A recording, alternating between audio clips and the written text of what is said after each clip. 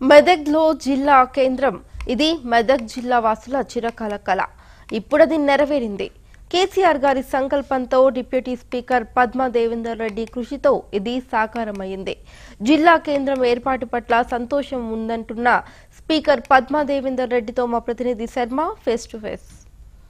కేంద్రం ఇది మెదక్ పట్టణ ప్రజల చిరకాల వాంఛ. దశాబ్ద కాలం నుండి ఎన్నో పోరాటాలు చేసిన ఎంతమంది నాయకులు వచ్చినా ఈ సాధ్యం కాంది.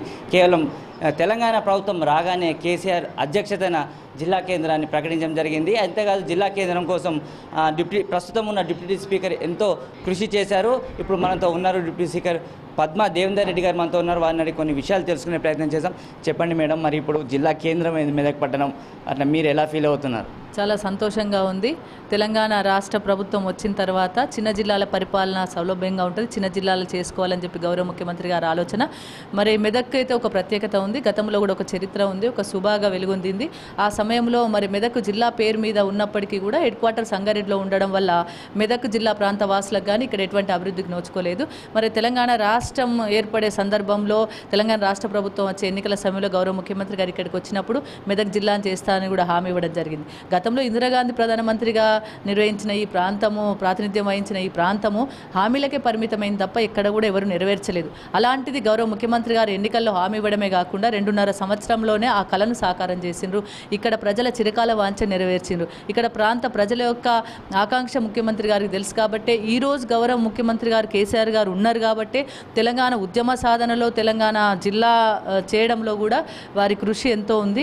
వారు ఉన్నారు కాబట్టి ఈరోజు మెదక్ జిల్లా సాధ్యమైంది. మరి ఇక్కడ ఉన్న ప్రజలకు కూడా నేను అందరికీ సహాయ సహకారాలు అందించినందుకు ధన్యవాదాలు తెలియజేస్తా ఉన్నాను. ఎందుకంటే ఇక్కడ ఒక చరిత్ర ఉన్న నేపథ్యం ఉన్న జిల్లా కాబట్టి దీన్ని జిల్లా చేయాలనే సంకల్పం, ఆ జిల్లా చేసిన తర్వాత కూడా ఏ విధంగా అభివృద్ధి చేయాలని ముఖ్యమంత్రి గారు ఒక ఆలోచన క్రమంలో ముందుకెళ్తా ఉన్నారు.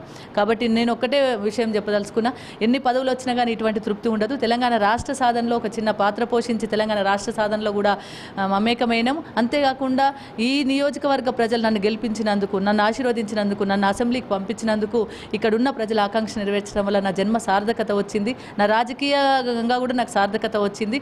ఇంతకంటే తృప్తి నాకు ఇంకేది లేదు. కాబట్టి ఈరోజు నేను ముఖ్యమంత్రి గారికి నా ప్రజలందరికీ ఇంత మంచి అవకాశం కల్పించినందుకు, నాకు ఒక జిల్లా తీసుకొచ్చే అవకాశాన్ని కల్పించినందుకు వారికి పాదవందనం తెలియజేసుకుంటా ఉన్నాను.